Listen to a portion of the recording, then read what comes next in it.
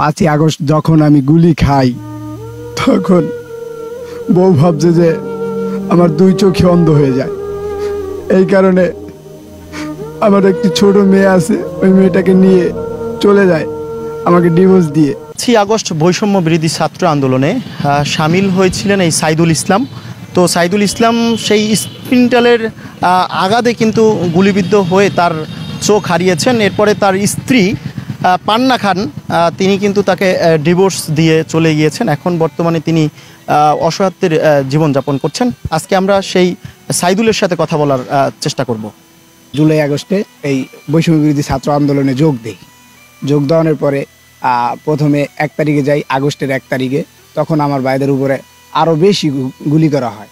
দেখি যে গুলি করার পর এইখান দিকে মারে, এখান দিয়ে দেখি মজক সহ বের হয়ে যায়। পরে আমি বললাম যে এত গুলি করে যাক, তারপর আমি বললাম যে যাক, জীবন মৃত্যু তো সবারই আছে, আমি এই যে জীবনটা যদি দেশের জন্য দিয়ে দেই তাহলে তো ক্ষতি নেই। তারপর আমি এই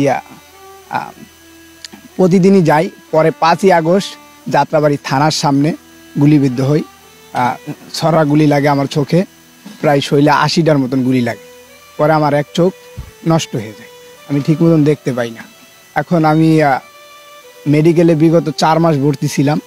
তারপর এখন আমার পরিবার মানে আমার ওয়াইফ, তারপরে আমার বাবা মা খোঁজখবর নিছে, কিন্তু আমার ওয়াইফ নেয়নি এবং আমার শ্বশুর শাশুড়িও নেয়নি। এখন যে চোখটা আছে এটা পুরোটাই নষ্টর দিকে চলে যাইতেছে। আর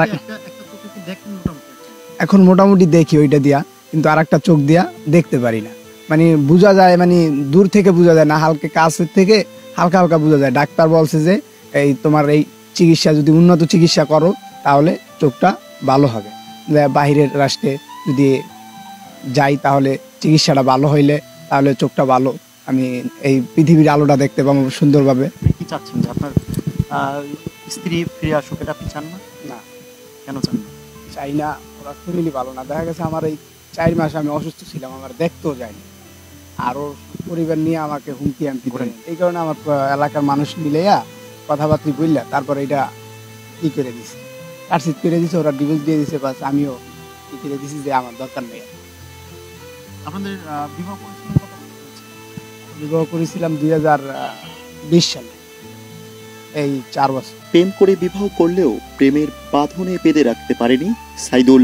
5ই আগস্ট আন্দোলনে চোখ হারানোর কথা শুনে 1.5 বছরের বাচ্চা নিয়ে ডিভোর্স দিয়ে চলে যায় স্ত্রী পান্না আক্তার। এমন স্বার্থপর স্ত্রীর কাছে আর কোনোদিন ফিরতে চান না অসহায় সাইদুল। আলিম খান আকাশ, পটুয়াখালী।